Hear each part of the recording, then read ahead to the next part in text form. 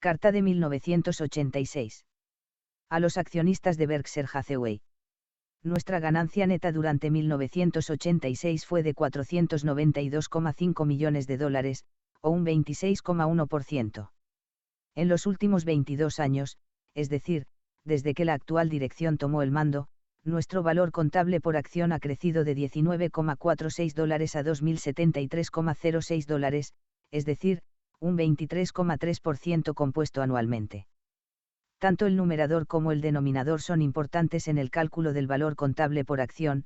Durante el periodo de 22 años nuestro patrimonio neto corporativo ha aumentado 10.600%, mientras que las acciones en circulación han aumentado menos de 1%. En informes anteriores he señalado que el valor contable de la mayoría de las empresas difiere mucho del valor intrínseco del negocio, que es la cifra que realmente cuenta para los accionistas. En nuestro caso, sin embargo, el valor contable ha servido durante más de una década como una aproximación razonable, aunque algo conservadora, al valor del negocio. Es decir, nuestro valor empresarial ha superado moderadamente nuestro valor contable, y la relación entre ambos se ha mantenido bastante estable. La buena noticia es que en 1986 nuestro porcentaje de aumento del valor empresarial probablemente superó el aumento del valor contable. Digo probablemente porque el valor comercial es una cifra blanda. En nuestro caso, dos observadores igualmente bien informados podrían emitir juicios con una diferencia de más del 10%.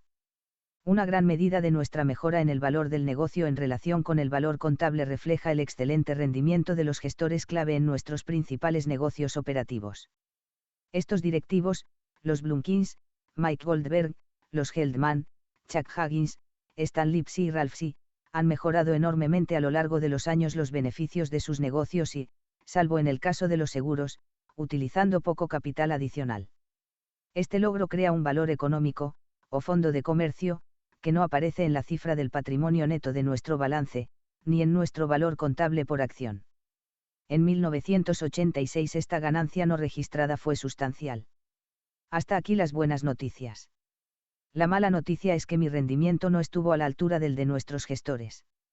Mientras ellos hacían un magnífico trabajo en la gestión de nuestros negocios, yo era incapaz de desplegar hábilmente gran parte del capital que generaban. Charlie Munger, nuestro vicepresidente, y yo solo tenemos dos tareas. Una es atraer y mantener a excelentes directivos para que dirijan nuestras distintas operaciones. Esto no ha sido tan difícil. Por lo general, los directivos vinieron con las empresas que compramos, habiendo demostrado su talento a lo largo de carreras que abarcaban una amplia variedad de circunstancias. Eran estrellas de la gestión mucho antes de conocernos, y nuestra principal contribución ha sido no interponernos en su camino.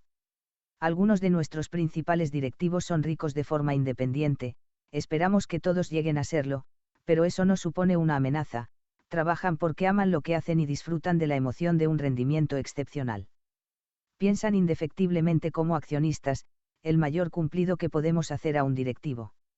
Nuestro prototipo de fervor por el trabajo es el sastre católico que utilizó sus pequeños ahorros de muchos años para financiar una peregrinación al Vaticano.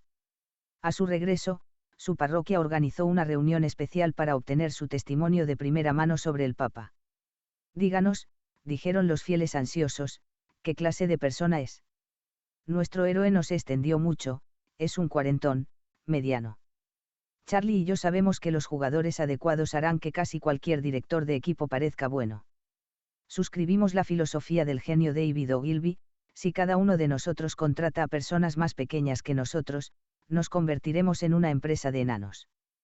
Pero si cada uno de nosotros contrata a personas más grandes que nosotros, nos convertiremos en una empresa de gigantes. Un subproducto de nuestro estilo de gestión es la capacidad que nos da para ampliar las actividades de Berkshire. Hemos leído tratados de gestión en los que se especifica exactamente cuántas personas deben depender de un solo ejecutivo, pero para nosotros no tienen mucho sentido. Cuando tienes directivos capaces y de gran carácter que dirigen negocios que les apasionan, puedes tener una docena o más que te reporten y aún así tener tiempo para una siesta.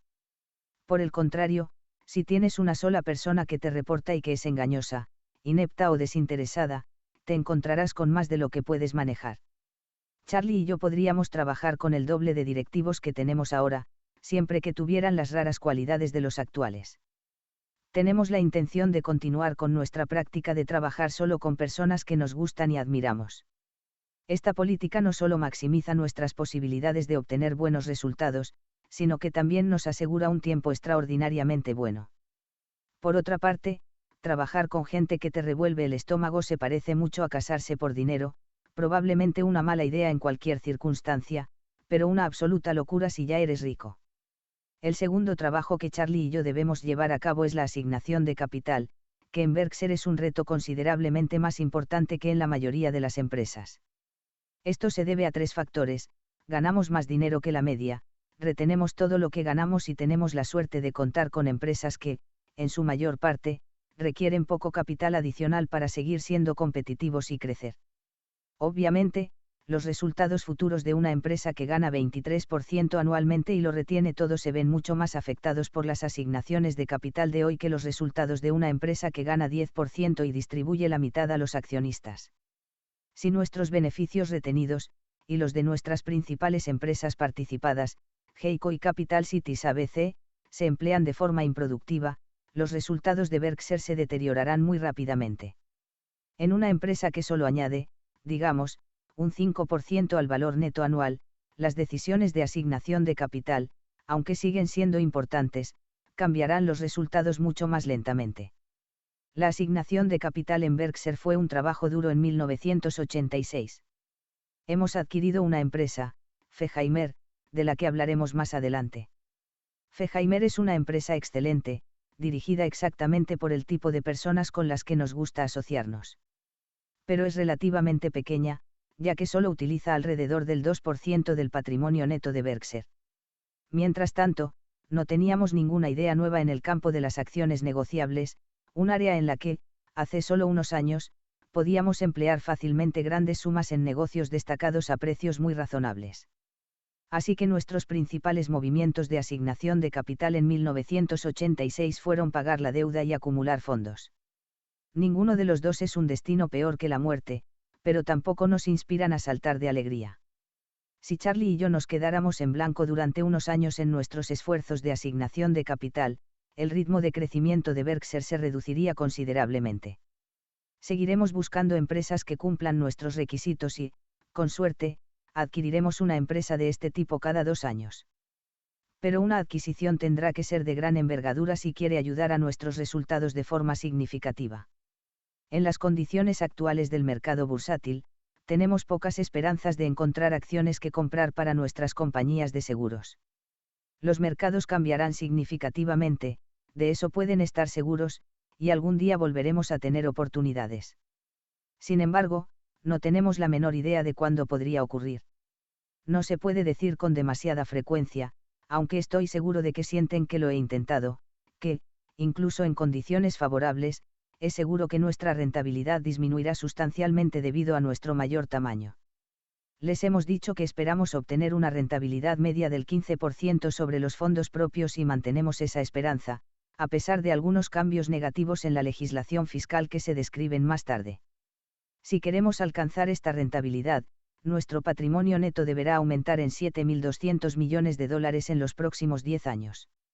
Una ganancia de esa magnitud solo será posible si, dentro de poco, se nos ocurren unas cuantas ideas muy grandes, y buenas. Charlie y yo no podemos prometer resultados, pero sí prometemos mantenernos centrados en nuestros objetivos. Fuentes de los beneficios declarados. El cuadro de la página siguiente muestra las principales fuentes de ingresos de Berkshire. Ver tabla en el vídeo. Este cuadro difiere en varios aspectos del presentado el año pasado. Añadimos 4 nuevas líneas de negocio debido a las adquisiciones de Scott Fetzer y Feheimer. En el caso de Scott Fetzer, las 2 principales unidades adquiridas fueron World Book y Kirby, y cada una se presenta por separado. Este año, debido a que Berkshire es mucho más grande, también hemos eliminado la presentación de informes separados para varios de nuestros negocios más pequeños. En la tabla, la amortización del fondo de comercio no se imputa a los negocios específicos, sino que, por las razones expuestas en el apéndice de mi carta en el informe anual de 1983, se agrega como una partida separada. Tanto las adquisiciones de Scott Fetzer como de Feheimer crearon un fondo de comercio contable, razón por la cual la carga de amortización del fondo de comercio aumentó en 1986. Además, la adquisición de Scott FedSar requirió otros importantes ajustes contables del precio de compra, según lo prescrito por los principios de contabilidad generalmente aceptados, PCGA. Las cifras PCGA, por supuesto, son las que se utilizan en nuestros estados financieros consolidados. Pero, en nuestra opinión, las cifras PCGA no son necesariamente las más útiles para los inversores o los gestores. Por lo tanto, las cifras que se muestran para unidades operativas específicas son los beneficios antes de tener en cuenta los ajustes del precio de compra. Se trata de los beneficios que habrían obtenido las empresas si no las hubiéramos comprado. En el apéndice de esta carta se exponen las razones por las que preferimos esta forma de presentación. Este apéndice nunca sustituirá a una novela de aventuras y, desde luego, no es una lectura obligatoria. Sin embargo, sé que entre nuestros 6.000 accionistas hay quienes se entusiasman con mis ensayos sobre contabilidad, y espero que ambos disfruten del apéndice. Los resultados de explotación mejoraron sustancialmente durante 1986. Una parte de esta mejora procede de la actividad de seguros, cuyos resultados se comentarán luego. Feheimer también se analizará por separado. Nuestras otras actividades principales han tenido los siguientes resultados. Los resultados del Buffalo News siguen reflejando un trabajo de gestión magnífico por parte de Stan Lipsey. Por tercer año consecutivo, las horas de trabajo se redujeron considerablemente y se controlaron estrechamente otros costes. En consecuencia, nuestros márgenes de explotación mejoraron en 1986, a pesar de que los aumentos de nuestras tarifas publicitarias fueron muy inferiores a los de la mayoría de los grandes periódicos. Nuestros esfuerzos de control de costes no han reducido en absoluto nuestro compromiso con la información. Seguimos destinando el 50% del espacio total del periódico a noticias, un porcentaje mayor, creemos, que el que existe en cualquier periódico dominante de este país de nuestro tamaño o mayor. La media de los periódicos comparables al News es de un 40%.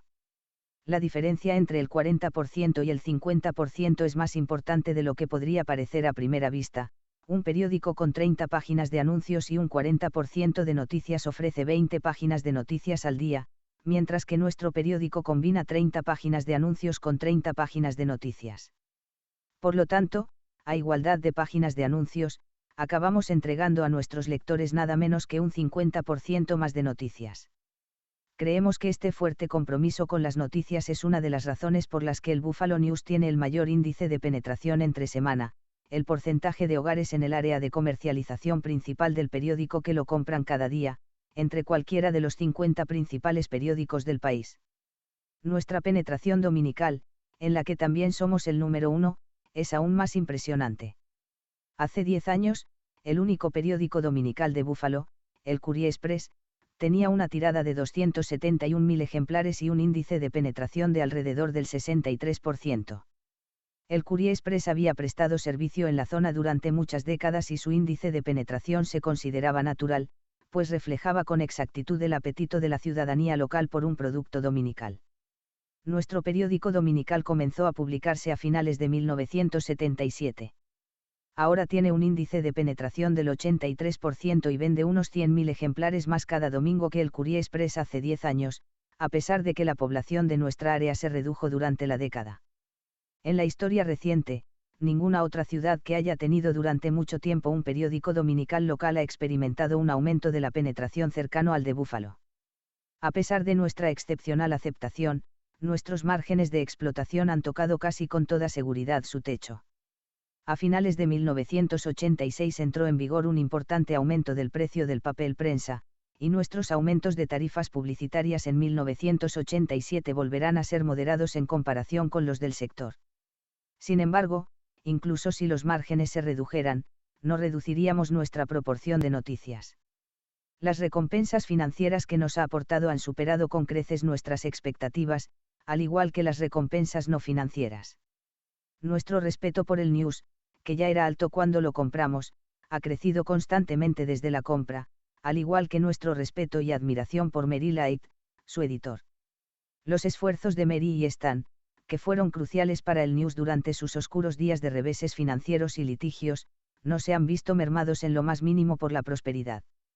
Charlie y yo les estamos agradecidos. Los increíbles Blunkins siguen haciendo milagros en el Nebraska Furniture Mart. Los competidores van y vienen, casi siempre se van, pero la señora B y su progenie siguen adelante. En 1986 las ventas netas aumentaron un 10,2%, hasta los 132 millones de dólares. Hace 10 años las ventas eran de 44 millones de dólares y, ya entonces, el Furniture Mart parecía estar haciendo casi todo el negocio disponible en el área del Gran Omaha. Teniendo en cuenta el notable dominio del Furniture Mart, el lento crecimiento de la población de Omaha y las modestas tasas de inflación que se han aplicado a los productos que vende, ¿cómo es posible que este negocio siga aumentando tanto sus ventas?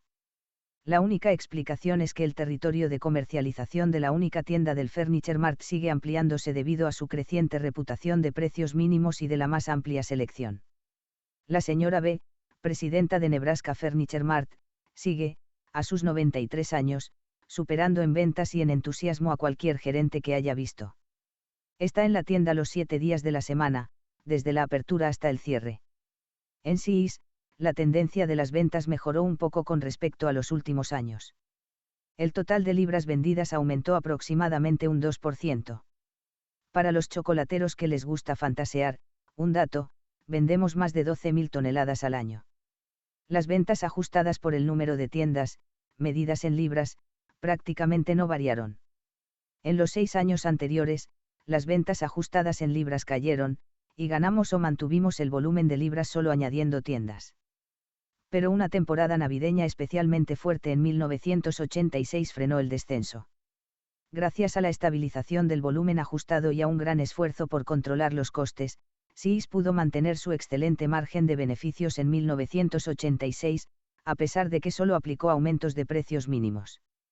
Tenemos que agradecer a Chuck Huggins, nuestro veterano director de Sears, este importante logro. Sears tiene una personalidad de producto única, fruto de la combinación del delicioso sabor y el precio moderado de sus caramelos, el control total del proceso de distribución por parte de la empresa y el excepcional servicio prestado por los empleados de las tiendas. Chuck mide acertadamente su éxito por la satisfacción de los clientes, y su actitud impregna la organización.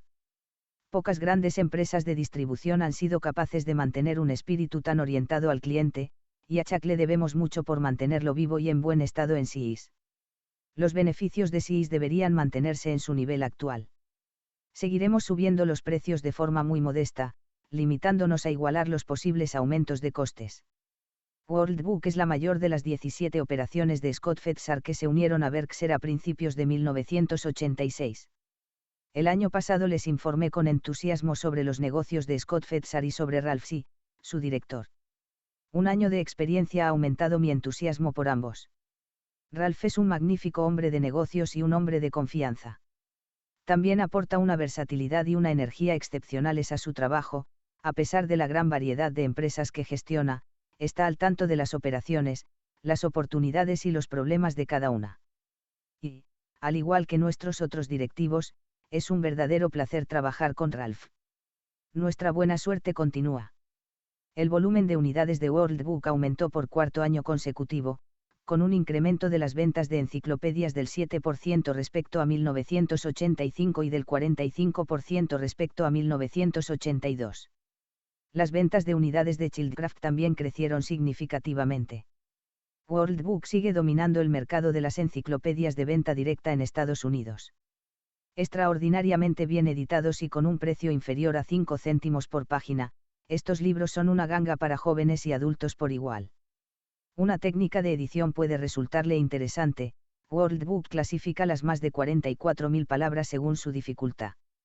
Las entradas más largas de la enciclopedia incluyen solo las palabras más fáciles de comprender en las secciones iniciales, y la dificultad del material aumenta gradualmente a medida que avanza la exposición. De este modo, los jóvenes pueden leer fácil y provechosamente hasta el punto en que el tema se vuelve demasiado difícil, en lugar de tener que enfrentarse inmediatamente a una discusión que mezcla palabras que requieren una comprensión de nivel universitario con otras de nivel de cuarto grado. Vender World Book es una vocación. Más de la mitad de nuestros vendedores activos son profesores o exprofesores, y otro 5% ha tenido experiencia como bibliotecario. Se consideran correctamente educadores, y hacen un trabajo estupendo. Si no tienes un set de World Book en tu casa, te recomiendo uno. Asimismo, Kirby registró su cuarto año consecutivo de aumento del volumen. En todo el mundo, las ventas de unidades crecieron un 4% respecto a 1985 y un 33% respecto a 1982. Aunque el producto Kirby es más caro que la mayoría de las limpiadoras, su rendimiento deja muy atrás a las unidades más baratas. Muchas limpiadoras Kirby de 30 y 40 años siguen en activo. Si quieres lo mejor, compra una Kirby. Algunas empresas que históricamente han tenido gran éxito en la venta directa han tropezado en los últimos años.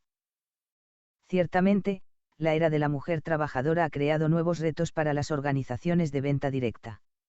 Hasta ahora, el historial muestra que tanto Kirby como World Book han respondido con éxito. Los negocios descritos anteriormente, junto con el negocio de seguros y Feheimer, constituyen nuestras principales unidades de negocio. La brevedad de nuestras descripciones no pretende en modo alguno disminuir la importancia de estos negocios para nosotros. Todas ellas han sido tratadas en anteriores informes anuales y, debido a la tendencia de los accionistas de Berkshire a permanecer en el redil, alrededor del 98% de las acciones al final de cada año son propiedad de personas que eran accionistas al principio del año. Queremos evitar la repetición indebida de hechos básicos. En general, los negocios descritos en esta sección pueden caracterizarse por tener posiciones de mercado muy sólidas, rentabilidades muy altas sobre el capital empleado y la mejor de las gestiones. Hermanos Feheimer. Cada año, en el informe anual de Berkshire, incluyo una descripción del tipo de negocio que nos gustaría comprar. Ese anuncio dio sus frutos en 1986. El 15 de enero del año pasado recibí una carta de Bob Heldman, de Cincinnati, accionista durante muchos años y también presidente de Hermanos Feheimer. Hasta que leí la carta, sin embargo, no conocía ni a Bob ni a Feheimer. Bob escribió que dirigía una empresa que se ajustaba a nuestras pruebas y sugirió que nos reuniéramos, lo que hicimos en Omaha después de que se recopilaran sus resultados de 1985. Me contó un poco de historia. Feheimer, una empresa de fabricación y distribución de uniformes, comenzó a operar en 1842. Warren Heldman, el padre de Bob, se involucró en el negocio en 1941 y sus hijos, Bob y George, actual presidente, junto con sus hijos, se unieron posteriormente a la empresa. Bajo la dirección de los Heldman, el negocio tuvo un gran éxito. En 1981, Feheimer se vendió a un grupo de capitalistas de riesgo en una compra apalancada, en la que la dirección conservó una participación en el capital. La nueva empresa, como ocurre con todos esos tipos de compra, comenzó con una relación de deuda a capital muy alta. Sin embargo, después de la compra, las operaciones siguieron siendo muy exitosas. Así, a principios del año pasado, la deuda se había reducido considerablemente y el valor de los fondos propios había aumentado mucho. Por diversas razones, los inversores de capital riesgo deseaban vender y Bob, que había leído atentamente los informes anuales de Berkshire, pensó en nosotros. Feheimer es exactamente el tipo de empresa que nos gusta comprar. Su historial es magnífico, sus gestores tienen talento y la familia Heldman quería continuar. Por lo tanto, rápidamente compramos alrededor del 84% de las acciones por un precio que se basaba en una valoración de $55 millones para todo el negocio. Las circunstancias de esta adquisición eran similares a las de nuestra compra de Nebraska Furniture Mart. La mayoría de las acciones estaban en manos de personas que deseaban emplear fondos en otra parte. Los miembros de la familia que disfrutaban dirigiendo su negocio querían continuar tanto como propietarios como gestores.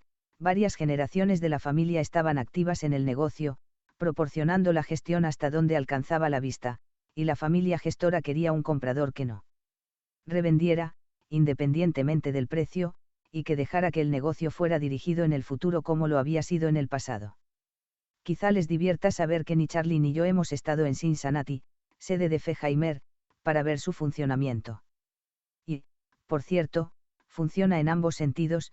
Chuck Huggins, que lleva 15 años dirigiendo Sears, nunca ha estado en Omaha. Si nuestro éxito dependiera de los conocimientos que desarrollamos a través de las inspecciones de las plantas, Berkshire tendría un gran problema.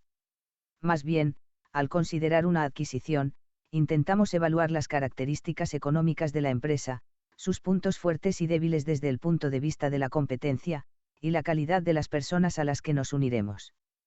Feheimer destacaba en ambos aspectos. Como prototipo de adquisición, Feheimer solo tiene un inconveniente, el tamaño. Esperamos que nuestra próxima adquisición sea al menos varias veces más grande, pero un calco en todos los demás aspectos. Nuestro umbral de beneficios mínimos anuales después de impuestos de las posibles adquisiciones ha subido a $10 millones desde el nivel de $5 millones que había cuando Bob me escribió. Además de estar interesados en la compra de empresas enteras, también estamos interesados en la compra negociada de grandes bloques de acciones, pero no de control, como en nuestra compra de Capital Cities. Este tipo de compras solo nos interesan cuando nos sentimos muy cómodos tanto con la economía de la empresa como con la capacidad e integridad de las personas que la dirigen. Preferimos las transacciones grandes. Negocio de seguros. Presentamos nuestro habitual cuadro de cifras del sector, ampliado este año para incluir datos sobre los siniestros incurridos y la inflación. Ver tabla en el vídeo. El contraste en 1986 entre el crecimiento de las primas y el de los siniestros incurridos les mostrará por qué los resultados mejoraron materialmente. El ratio combinado representa los costes totales del seguro, siniestros incurridos más gastos, en comparación con los ingresos por primas. Un ratio inferior a 100 indica un beneficio de suscripción, y uno superior a 100 indica una pérdida. Si se tienen en cuenta los ingresos de las inversiones que una aseguradora obtiene por conservar los fondos de los asegurados, un ratio combinado en la franja de 107 a 112 suele producir un resultado global de equilibrio, excluyendo los beneficios de los fondos aportados por los accionistas. Las matemáticas del negocio de los seguros no son muy complicadas. En los años en los que el aumento de los ingresos del sector, primas, se sitúa en el 4 o 5%, las pérdidas se acumulan. Esto no se debe a que los accidentes de automóvil, los incendios, las tormentas y similares se produzcan con mayor frecuencia, ni tampoco ha sido últimamente culpa de la inflación.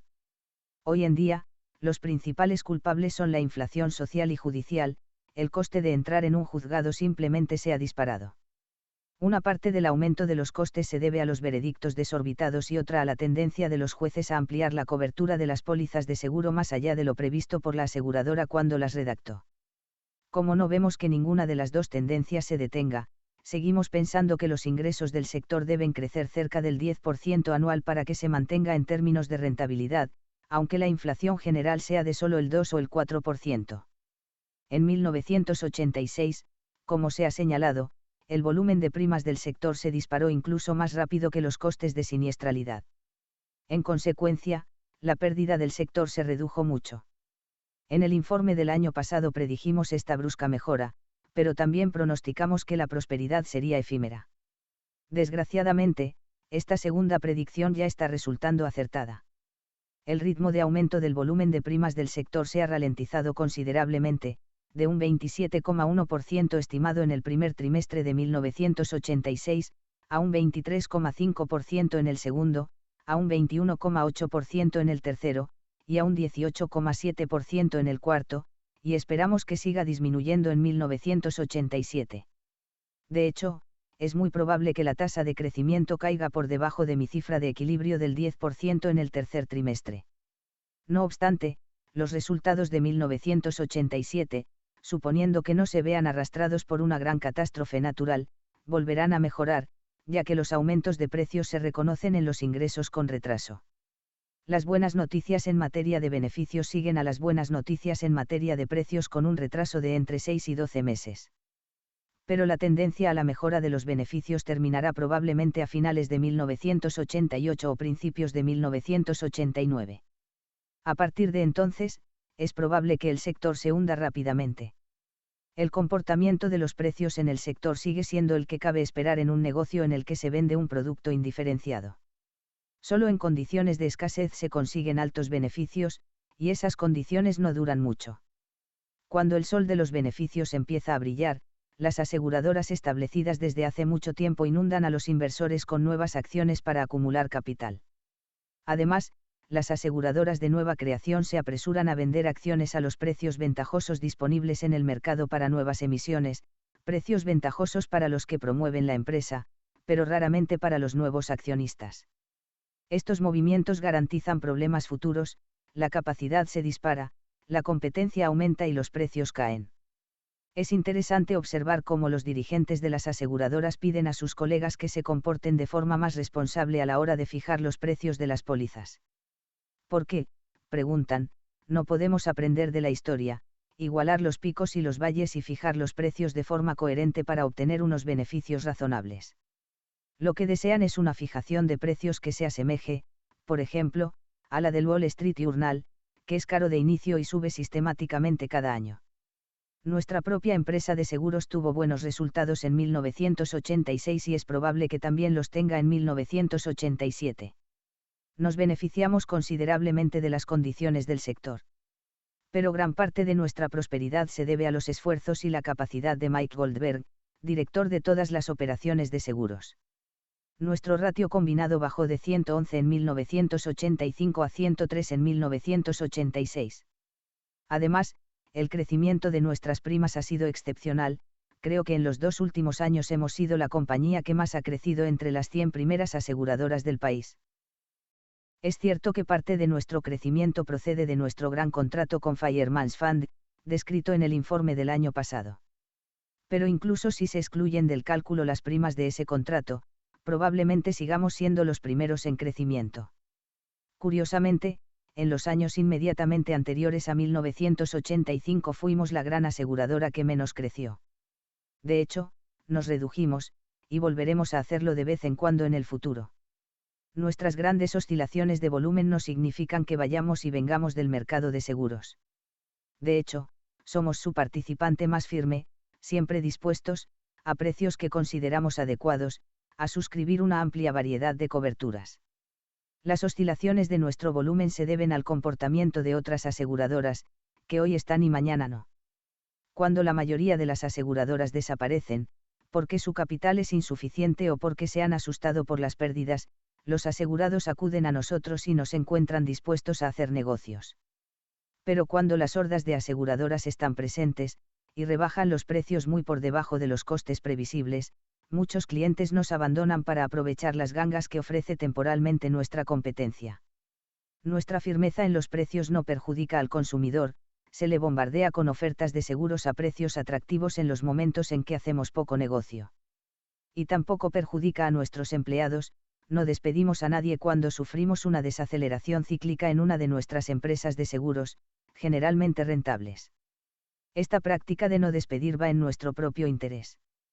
Cuando los empleados temen que los despidos acompañen a las reducciones del volumen de primas producirán, comprensiblemente, montones de negocios en lo bueno y en lo malo, sobre todo en lo malo. Las tendencias en el negocio tradicional de National Indemnity, seguros de automóviles comerciales y de responsabilidad civil, sugieren lo tímidos que se volvieron otros aseguradores durante un tiempo y lo valientes que se están volviendo ahora. En el último trimestre de 1984, el volumen mensual de National Indemnity alcanzó una media de $5 millones, más o menos lo que había estado haciendo durante varios años. En el primer trimestre de 1986, el volumen mensual había subido a unos $35 millones. En los últimos meses se ha producido un fuerte descenso. El volumen mensual es actualmente de unos $20 millones y seguirá bajando a medida que surjan nuevos competidores y se reduzcan los precios. Irónicamente, los gestores de algunos de los principales competidores nuevos son los mismos que hace unos años llevaron a la quiebra a aseguradoras que eran nuestros antiguos competidores. A través de los fondos de garantía exigidos por el Estado, tenemos que pagar algunas de las pérdidas que estos gestores dejaron sin pagar, y ahora nos encontramos con que hacen el mismo tipo de negocio bajo un nuevo nombre. La actividad que denominamos grandes riesgos se ha desarrollado de forma significativa durante 1986, y será importante para nosotros en el futuro. En esta actividad, suscribimos regularmente pólizas con primas anuales de 1 a 3 millones de dólares, o incluso más. Este negocio será necesariamente muy volátil, pero nuestra posición de capital de primer orden y nuestra voluntad de suscribir grandes líneas netas nos convierten en una fuerza muy fuerte en el mercado cuando los precios son adecuados. Por otra parte, nuestro negocio de liquidación estructurada se ha vuelto casi inactivo porque los precios actuales no tienen sentido para nosotros. Cuando los ejecutivos de las aseguradoras establecen tardíamente unas reservas adecuadas, suelen hablar de fortalecimiento de las reservas, un término que suena bastante bien. Casi lo hacen sonar como si estuvieran añadiendo capas adicionales de fuerza a un balance ya sólido. Pero no es así, el término es un eufemismo para lo que debería llamarse más bien corrección de falsedades anteriores, aunque no sean intencionadas. A finales de 1986 hicimos un esfuerzo especial para hacer reservas con precisión. Sin embargo, nos esforzamos igualmente a finales de 1985. Solo el tiempo dirá si finalmente hemos conseguido estimar correctamente nuestras obligaciones. A pesar de las dificultades que hemos tenido para estimar las reservas y de la economía del sector, esperamos que nuestro negocio de seguros crezca y gane cantidades importantes de dinero, pero el progreso será claramente irregular y habrá sorpresas desagradables de vez en cuando. Es un negocio traicionero y es esencial tener una actitud cautelosa. Debemos hacer caso a Woody Allen: aunque el cordero se acueste con el león, el cordero no debería contar con dormir mucho. GEICO, propiedad de Berkshire en un 41%, tuvo un año excepcional en 1986. En todo el sector, las líneas personales no mejoraron tanto como las líneas comerciales. Pero GEICO, que suscribe casi exclusivamente líneas personales, mejoró su ratio combinado hasta el 96,9 y registró un aumento del 16% en el volumen de primas. GEICO también continuó recomprando sus propias acciones y terminó el año con un 5,5% menos de acciones en circulación que las que tenía a principios de año. Nuestra participación en el volumen de primas de GEICO supera los $500 millones, casi el doble que hace solo 3 años. La cartera de negocios de GEICO es una de las mejores del mundo de los seguros, mucho mejor incluso que la propia cartera de Berkshire. El ingrediente más importante del éxito de GEICO son los bajos costes de explotación, que distinguen a la empresa de los cientos de competidores que ofrecen seguros de automóviles. El total de los gastos de suscripción y de ajuste de pérdidas de GEICO en 1986 fue de solo el 23,5% de las primas. Muchas de las principales compañías presentan porcentajes 15 puntos más altos que eso. Incluso grandes aseguradoras directas, como Allstate y State Farm, incurren en costes mucho más elevados que GEICO. La diferencia entre los costes de GEICO y los de sus competidores es una especie de foso que protege un valioso castillo comercial. Nadie entiende mejor este concepto de foso alrededor del castillo que Bill Snyder, presidente de GEICO. Él amplía continuamente el foso reduciendo aún más los costes, defendiendo y reforzando el valor de la empresa. Entre 1985 y 1986, el índice de gastos totales de GEICO bajó del 24,1% al 23,5% mencionado anteriormente y, bajo el liderazgo de Bill, es casi seguro que el índice seguirá bajando. Si lo hace, y si GEICO mantiene sus estándares de servicio, el futuro de la compañía será realmente brillante. El segundo motor del cohete GEICO es Lou Simpson, vicepresidente, que dirige las inversiones de la empresa desde finales de 1979. De hecho, es un poco embarazoso para mí, el responsable de las inversiones en Berkshire, relatar la actuación de Lou en GEICO. Solo mi propiedad de un bloque de control de las acciones de Berkshire me da la seguridad suficiente para darles las siguientes cifras, que comparan la rentabilidad global de la cartera de acciones de GEICO con la del Standard & Poor's 500. Ver tabla en el vídeo. Estas cifras no solo son magníficas, sino que se han conseguido de la forma correcta. Lou ha invertido sistemáticamente en acciones ordinarias infravaloradas que, individualmente, era improbable que le supusieran una pérdida permanente y que, colectivamente, estaban casi libres de riesgo. En resumen, GEICO es una empresa excepcional dirigida por gestores excepcionales. Valores negociables. Durante 1986, nuestras compañías de seguros adquirieron unos $700 millones en bonos exentos de impuestos, la mayoría con un vencimiento de 8 a 12 años. Se podría pensar que este compromiso indica un considerable entusiasmo por dichos bonos. Por desgracia, no es así, en el mejor de los casos, los bonos son inversiones mediocres. Simplemente parecían la alternativa menos objetable en el momento en que los compramos, y todavía lo parecen. Actualmente no me gustan ni las acciones ni los bonos. Debemos, necesariamente, tener valores negociables en nuestras compañías de seguros y, a medida que el dinero entra, solo podemos hacer 5 cosas: invertir en acciones ordinarias a largo plazo, en valores de renta fija a largo plazo, en valores de renta fija a medio plazo, en equivalentes de efectivo a corto plazo, y en operaciones de arbitraje a corto plazo. Las acciones ordinarias, por supuesto, son lo más divertidas. Cuando las condiciones son adecuadas, es decir, cuando las empresas con una buena economía y una buena gestión se venden muy por debajo del valor intrínseco del negocio, las acciones a veces proporcionan grandes satisfacciones. Pero actualmente no encontramos ninguna acción que se acerque a eso. Esta afirmación no se traduce en modo alguno en una predicción bursátil, no tenemos ni hemos tenido nunca la menor idea de si el mercado va a subir, bajar o moverse en el futuro a corto o medio plazo.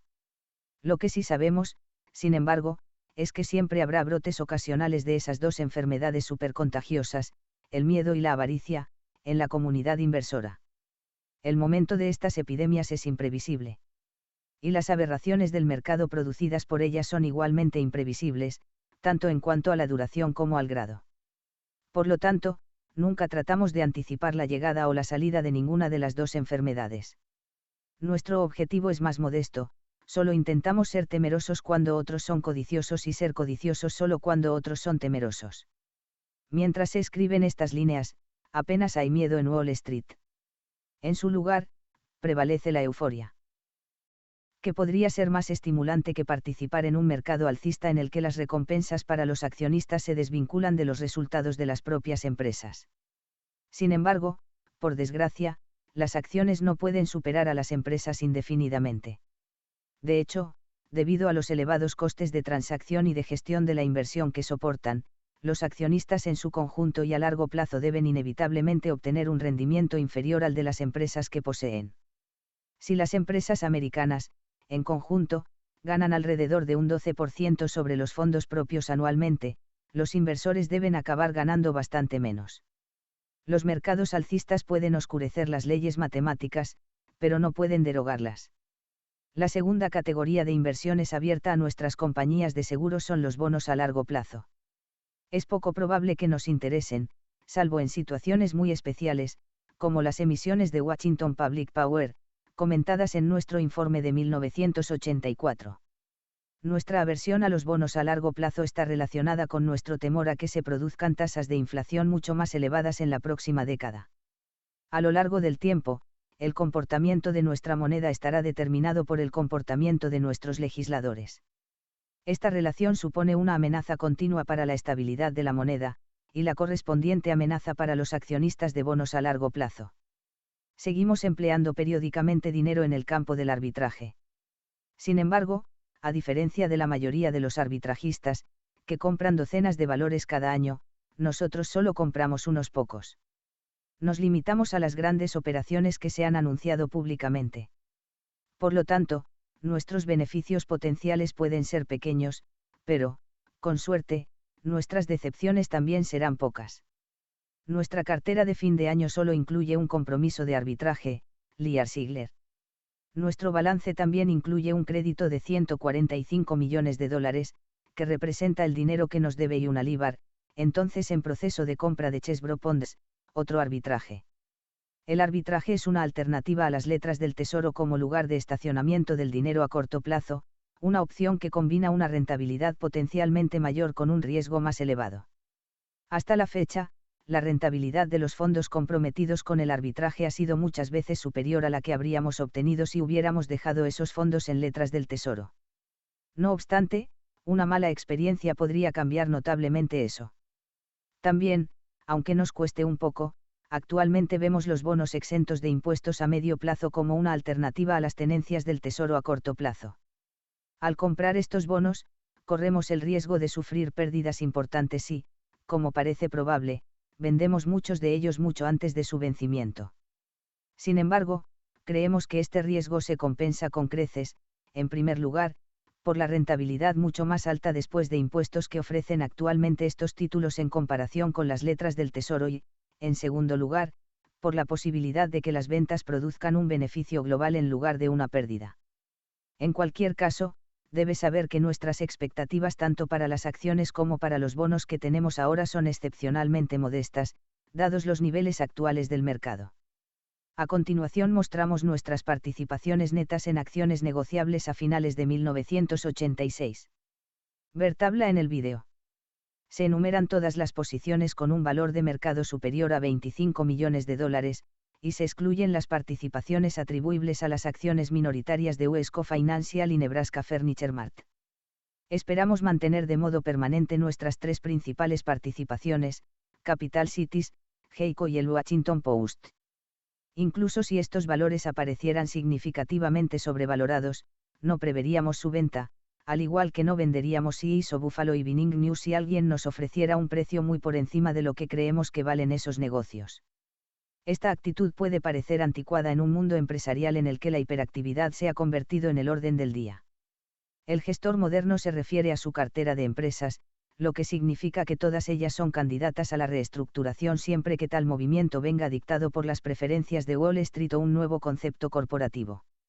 A pesar del entusiasmo por una actividad frenética que ha conquistado la América empresarial y financiera, seguiremos con nuestra política de mantener las acciones hasta el fin.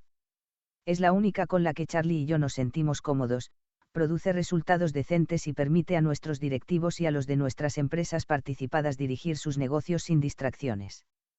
NHP. El año pasado pagamos $23,7 millones por aproximadamente el 50% de NHP, un promotor y gestor de viviendas multifamiliares de alquiler. NHP tiene una genealogía muy inusual. En 1967, el presidente Johnson nombró una comisión de líderes empresariales y cívicos, dirigida por Edgar Kaiser, para que estudiara formas de aumentar la oferta de viviendas multifamiliares para inquilinos de ingresos bajos y moderados. Algunos miembros de la comisión formaron 2 unidades de negocio para ese objetivo. Ambas son ahora propiedad de NHP y una de ellas funciona bajo unas normas inusuales. 3 de sus directores deben ser nombrados por el presidente, con acuerdo del Senado, y también está obligada por ley a presentar un informe anual al presidente. Más de 260 grandes empresas, motivadas más por la idea de servicio público que por la de beneficio, invirtieron $42 millones en las 2 entidades originales, que rápidamente empezaron, a través de asociaciones, a desarrollar propiedades de alquiler subvencionadas por el gobierno. La asociación típica poseía una sola propiedad y se financiaba en gran medida con una hipoteca. La mayor parte de los fondos propios de cada sociedad eran aportados por un grupo de socios comanditarios que se sentían atraídos principalmente por las grandes deducciones fiscales que conllevaba la inversión. NHP actuaba como socio general y también adquiría una pequeña parte del capital de cada sociedad. Por supuesto, la política de vivienda del gobierno ha cambiado y NHP ha tenido que ampliar sus actividades para incluir apartamentos no subvencionados con alquileres a precio de mercado. Además, una filial de NHP construye viviendas unifamiliares en la zona de Washington, D.C., obteniendo unos ingresos de unos $50 millones anuales. En la actualidad, NHP supervisa unas 500 propiedades en asociación situadas en 40 estados, el Distrito de Columbia y Puerto Rico, y que incluyen unas 80.000 viviendas. El coste de estas propiedades fue de más de $2.500 millones y se han mantenido bien. NHP gestiona directamente unas 55.000 de las viviendas y supervisa la gestión del resto. Los ingresos de la empresa por la gestión son de unos $16 millones anuales, y siguen creciendo. Además de las participaciones que adquirió al constituir cada sociedad, NHP posee diversos intereses residuales que entran en juego cuando se venden las propiedades y se hacen distribuciones a los socios comanditarios. Es poco probable que los residuos de muchas de las propiedades de NHP que reciben grandes subvenciones tengan mucho valor. Sin embargo, los residuos de otras propiedades podrían resultar bastante valiosos, sobre todo si la inflación se dispara. En general, NHP está tratando de desarrollar posiciones de capital o intereses residuales significativos en propiedades de alquiler no subvencionadas de calidad y gran tamaño. En proyectos de este tipo, NHP suele trabajar con uno o varios grandes inversores institucionales o prestamistas. NHP seguirá buscando formas de desarrollar viviendas de alquiler de ingresos bajos y moderados, pero probablemente no tendrá éxito a menos que cambie la política gubernamental. Además de nosotros, los grandes accionistas de NHP son Weyerhaeuser con alrededor del 25% y un grupo dirigido por Rod Heller, director ejecutivo de NHP. Unas 60 grandes empresas también siguen teniendo pequeñas participaciones, ninguna superior al 2%. Fiscalidad. La Ley de Reforma Fiscal de 1986 afecta nuestros distintos negocios de manera importante y divergente. Aunque encontramos muchos aspectos positivos en la ley, el efecto financiero neto para Berkshire es negativo, es probable que nuestra tasa de aumento del valor del negocio sea al menos moderadamente más lenta con la nueva ley que con la anterior.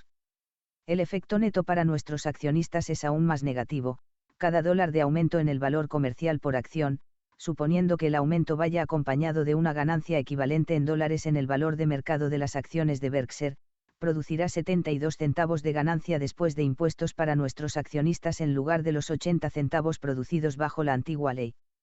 Este resultado, por supuesto, refleja el aumento del tipo impositivo máximo sobre las plusvalías personales del 20% al 28%. Estos son los principales cambios fiscales que afectan a Berkshire. El tipo impositivo sobre los ingresos ordinarios de las empresas bajará del 46% en 1986 al 34% en 1988. Evidentemente, este cambio nos afecta positivamente, y también tiene un efecto positivo importante en dos de nuestras tres principales empresas participadas, Capital Cities ABC y el Washington Post. Digo esto sabiendo que a lo largo de los años ha habido muchos comentarios difusos y a menudo partidistas sobre quién paga realmente los impuestos de las empresas o sus clientes. La discusión, por supuesto, ha girado normalmente en torno a los aumentos de impuestos, no a las disminuciones. Los que se oponen a las subidas de los impuestos de sociedades suelen argumentar que, en realidad, las empresas no pagan ninguno de los impuestos que se les cobran, sino que actúan como una especie de canalización económica, trasladando todos los impuestos a los consumidores. Según estos defensores, cualquier aumento del impuesto de sociedades simplemente conducirá a precios más altos que, para la empresa, compensarán el aumento. Una vez adoptada esta posición, los defensores de esa teoría también deben concluir que una disminución de los impuestos para las empresas no ayudará a los beneficios, sino que se transmitirá, lo que conducirá a unos precios más bajos para los consumidores. Por el contrario, otros sostienen que las empresas no solo pagan los impuestos que se les aplican, sino que también los absorben. Los consumidores, según esta escuela, no se verán afectados por los cambios en los tipos impositivos de las empresas. ¿Qué ocurre realmente? Cuando se reducen los impuestos de sociedades, absorben los beneficios Berkshire, Washington Post, etc., o los trasladan a sus clientes en forma de precios más bajos. Esta es una pregunta importante para todos. Nuestra conclusión es que, en algunos casos, los beneficios de la reducción del impuesto de sociedades recaen exclusivamente, o casi exclusivamente, en la empresa y sus accionistas, y que, en otros casos, los beneficios se trasladan totalmente, o casi totalmente, al cliente. Lo que determina el resultado es la fuerza comercial de la empresa y si la rentabilidad de esa franquicia está regulada. Por ejemplo, cuando la empresa es fuerte y los beneficios después de impuestos están regulados de forma relativamente precisa, como es el caso de las empresas de electricidad, los cambios en los tipos impositivos de las empresas se reflejan en gran medida en los precios, no en los beneficios. Cuando se reducen los impuestos, los precios suelen bajar en poco tiempo.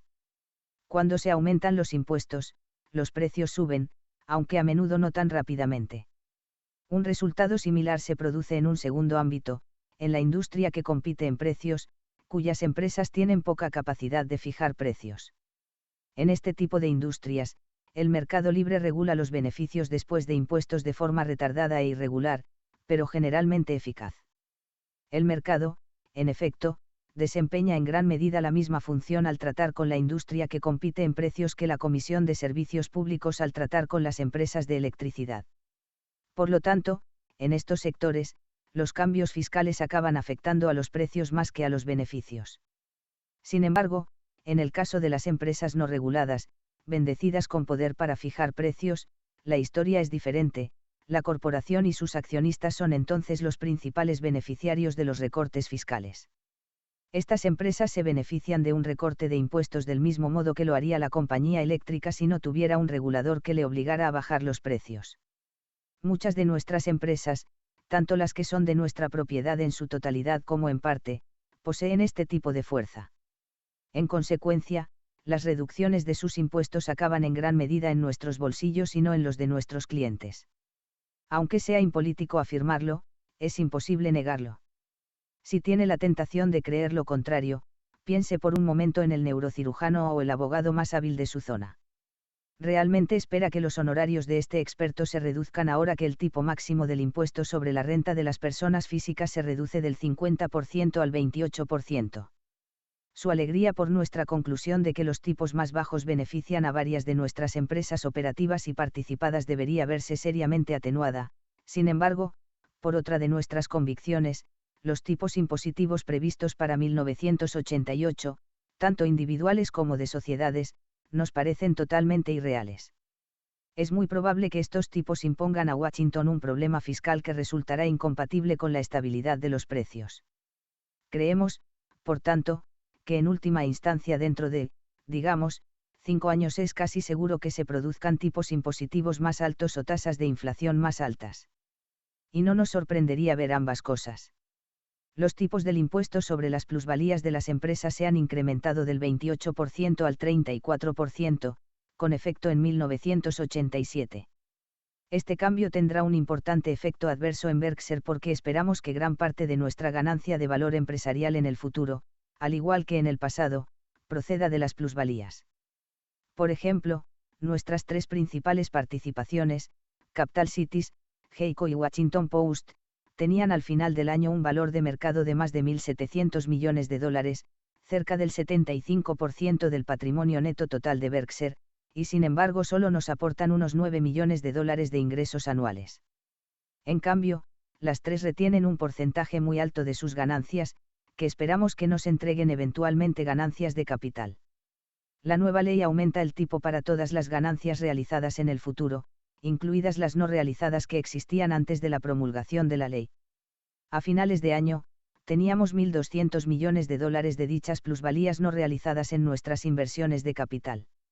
El efecto de la nueva ley en nuestro balance se retrasará porque una norma estipula que el pasivo por impuestos diferidos aplicable a las ganancias no realizadas debe declararse al tipo impositivo del 28% del año pasado, en lugar del tipo actual del 34%.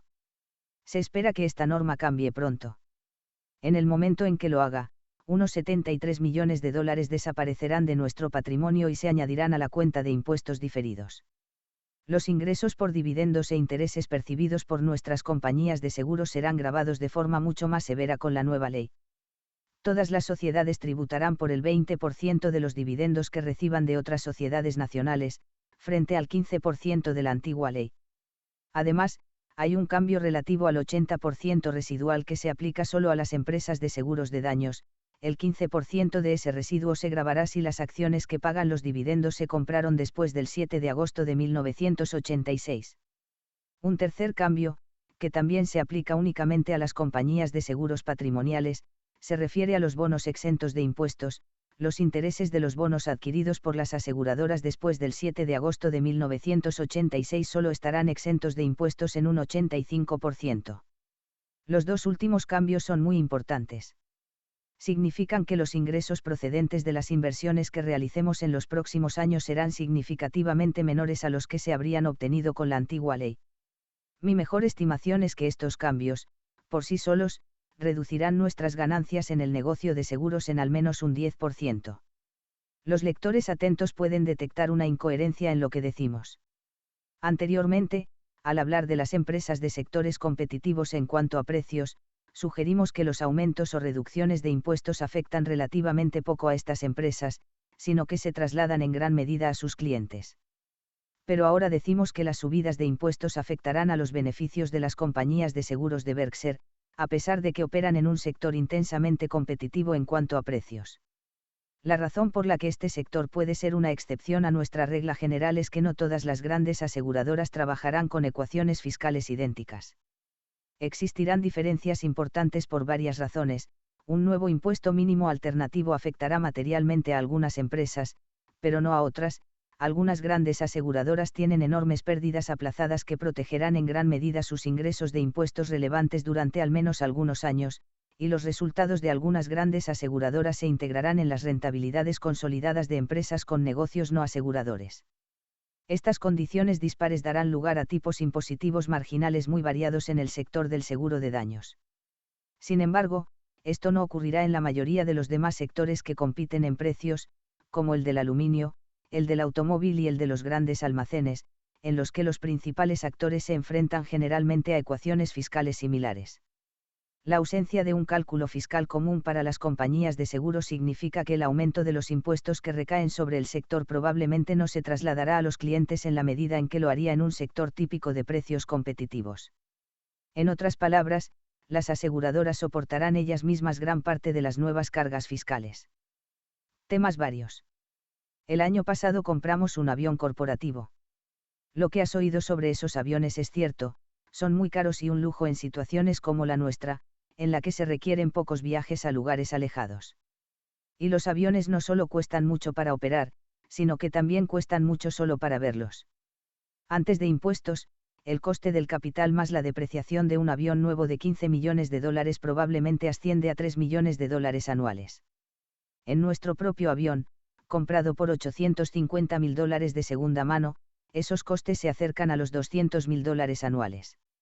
El año pasado asistieron a nuestra asamblea de accionistas casi 450 personas, frente a las 250 del año anterior, y a la docena de hace 10 años. Espero que puedan acompañarnos el 19 de mayo en Omaha. A Charlie y a mí nos gusta responder a preguntas relacionadas con los accionistas y puedo prometerles que nuestros accionistas plantearán muchas y muy buenas.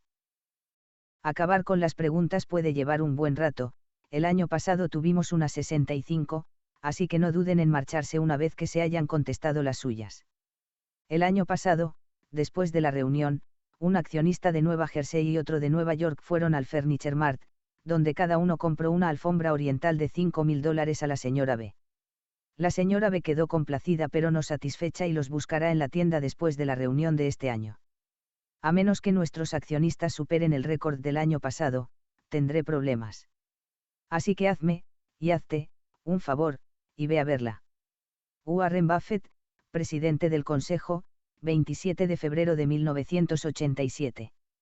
Apéndice, ajustes contables del precio de compra y la falacia del flujo de caja. En primer lugar, un breve acertijo. A continuación se presentan las cuentas de resultados resumidas de dos empresas. ¿Qué empresa es más valiosa? Ver tabla en el vídeo. Como probablemente haya adivinado, las empresas OIN son la misma empresa, Scott Fetsar. En la columna O, de origen, hemos mostrado lo que habrían sido los beneficios de la empresa en 1986 si no la hubiéramos comprado. En la columna N, de nueva, hemos mostrado los beneficios de Scott Fetsar tal y como los comunicó Berkshire. Hay que destacar que las dos columnas representan una economía idéntica, es decir, las mismas ventas, salarios, impuestos, etc. Y ambas empresas generan la misma cantidad de efectivo para los accionistas. Solo la contabilidad es diferente. Entonces, ¿qué columna presenta la verdad? ¿En qué conjunto de cifras deben centrarse los gestores y los inversores? Antes de abordar estas preguntas, veamos qué es lo que produce la disparidad entre OIN. Simplificaremos nuestra discusión en algunos aspectos, pero la simplificación no debería producir ninguna inexactitud en el análisis o las conclusiones. El contraste entre OIN se produce porque pagamos por Scott Fetsar una cantidad diferente a la de su patrimonio neto declarado. De acuerdo con los principios contables generalmente aceptados, estas diferencias, que son primas o descuentos, deben contabilizarse mediante ajustes del precio de compra. En el caso de Scott Fetsar, pagamos $315 millones por unos activos netos que figuraban en sus libros en $172,4 millones. Así que pagamos una prima de $142,6 millones. El primer paso para contabilizar cualquier prima pagada es ajustar el valor contable de los activos corrientes a los valores corrientes. En la práctica, este requisito no suele afectar a las cuentas por cobrar, que se contabilizan a su valor corriente, pero suele afectar a las existencias. Debido a una reserva LIFO, último entrado, primero salido, de $22,9 millones y a otros entresijos contables, la cuenta de existencias de Scott Fetsar se llevaba con un descuento de $37,3 millones respecto al valor real. Así que, haciendo nuestro primer movimiento contable, utilizamos $37,3 millones de nuestra prima de $142,6 millones para aumentar el valor contable del inventario. Suponiendo que quede alguna prima después de ajustar los activos corrientes, el siguiente paso es ajustar los activos fijos al valor actual. En nuestro caso, este ajuste también requirió algunas acrobacias contables relacionadas con los impuestos diferidos. Dado que se trata de una discusión simplificada, me saltaré los detalles y les daré el resultado final. Se añadieron 68,0 millones de dólares a los activos fijos y se eliminaron 13,0 millones de dólares de los pasivos por impuestos diferidos. Después de realizar este ajuste de 81 millones, nos quedaban 24,3 millones de dólares de prima por asignar. Si nuestra situación lo requiriera, a continuación se habrían tenido que realizar dos pasos: el ajuste de los activos intangibles distintos del fondo de comercio a los valores razonables actuales, y la actualización de los pasivos a los valores razonables actuales, un requisito que normalmente solo afecta a la deuda a largo plazo y a los pasivos por pensiones no financiados. En el caso de Scott Fetsar, sin embargo, no era necesario ninguno de estos pasos. El último ajuste contable que tuvimos que realizar, tras registrar los valores razonables de mercado de todos los activos y pasivos, fue la asignación de la prima residual al fondo de comercio. Este residuo ascendía a 24,3 millones de dólares. Así pues, el balance de Scott Fetsar inmediatamente antes de la adquisición, que se resume a continuación en la columna O, se transformó con la compra en el balance que se muestra en la columna N. En términos reales, ambos balances muestran los mismos activos y pasivos, pero, como se puede ver, algunas cifras difieren significativamente. Ver tabla en el vídeo. Las cifras más altas del balance que aparecen en la columna N producen las cifras más bajas de ingresos que aparecen en la columna N de la cuenta de resultados presentada anteriormente. Este es el resultado de la amortización de los activos y del hecho de que algunos de los activos amortizados deben ser depreciados o amortizados.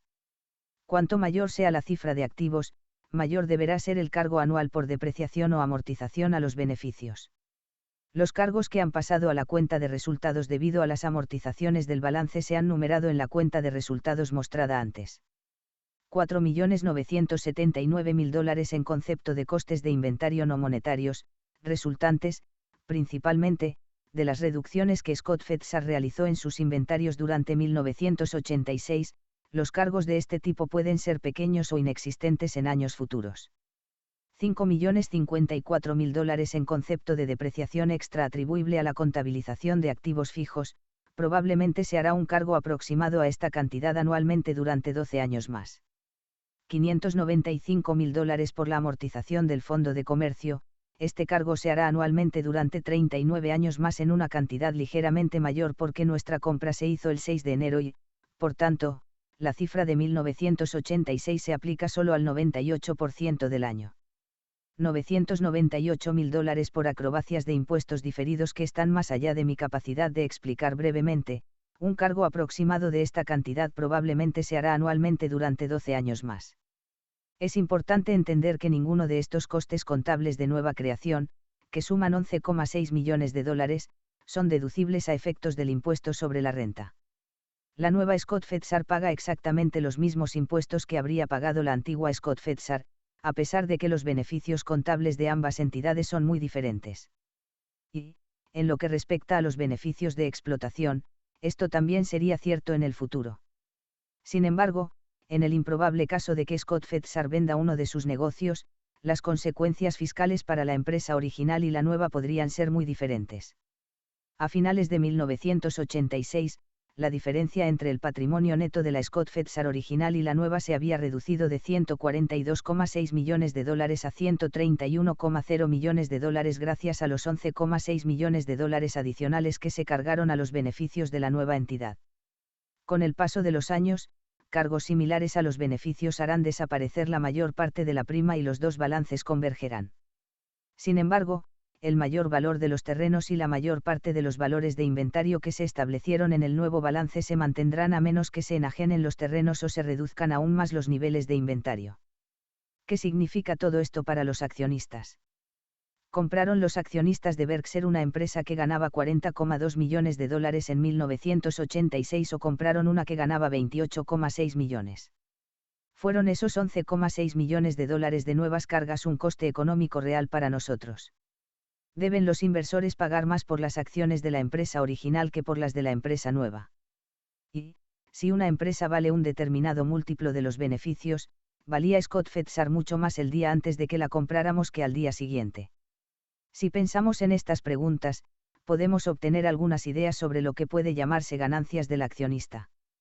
Estos representan los beneficios declarados más la depreciación, el agotamiento, la amortización y algunos otros cargos no monetarios, como las partidas 1 y 4 de la empresa N, menos el importe medio anual de los gastos capitalizados en instalaciones y equipos, etc., que la empresa necesita para mantener plenamente su posición competitiva a largo plazo y su volumen de unidades. Nuestra ecuación de beneficios para el accionista no arroja las cifras engañosamente precisas que proporciona la contabilidad, ya que el importe medio anual de los gastos capitalizados en instalaciones y equipos debe ser una conjetura, a veces muy difícil de hacer. A pesar de este problema, consideramos que la cifra de los beneficios del accionista, y no la cifra contable, es el elemento relevante a efectos de valoración, tanto para los inversores que compran acciones como para los directivos que compran empresas enteras. Estamos de acuerdo con la observación de Keynes, prefiero estar vagamente en lo cierto que precisamente equivocado. El enfoque que hemos esbozado produce unos beneficios del accionista para la empresa O y la empresa N que son idénticos, lo que significa que las valoraciones también son idénticas, tal y como el sentido común diría que debería ser el caso.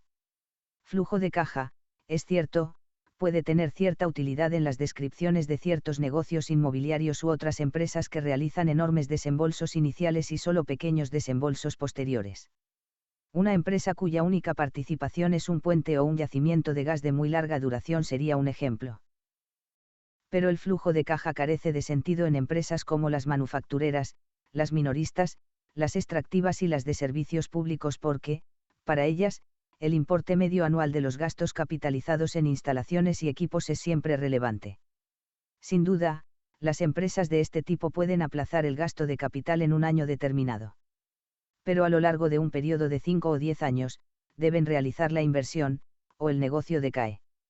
¿Por qué, entonces, las cifras de flujo de caja son tan populares hoy en día? En respuesta, confesamos nuestro cinismo, creemos que estas cifras son utilizadas con frecuencia por los comercializadores de empresas y valores en un intento de justificar lo injustificable, y, por tanto, de vender lo que debería ser invendible. Cuando los beneficios contables parecen insuficientes para el servicio de la deuda de un bono basura o para justificar un precio tonto de las acciones, qué cómodo resulta para los vendedores centrarse en la suma de los beneficios y la depreciación y amortización.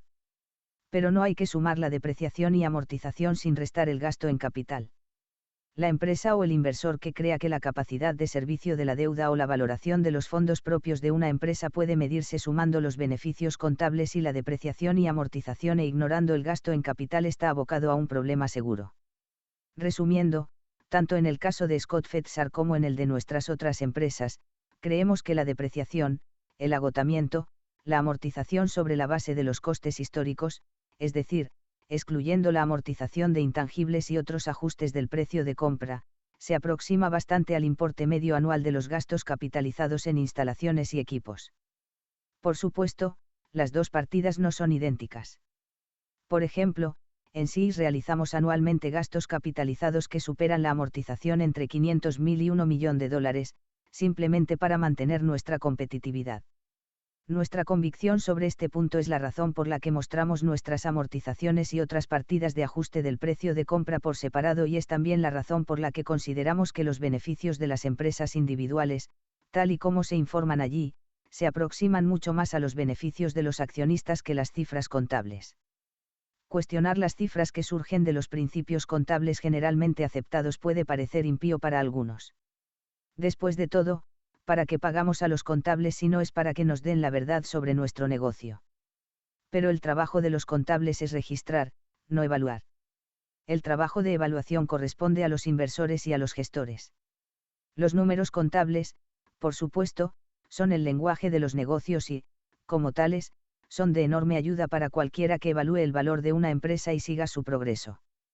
Charlie y yo estaríamos perdidos sin estas cifras, siempre son el punto de partida para evaluar nuestras propias empresas y las de otros. Sin embargo, los gestores y los accionistas deben recordar que la contabilidad no es más que una ayuda para el pensamiento empresarial, nunca un sustituto de este.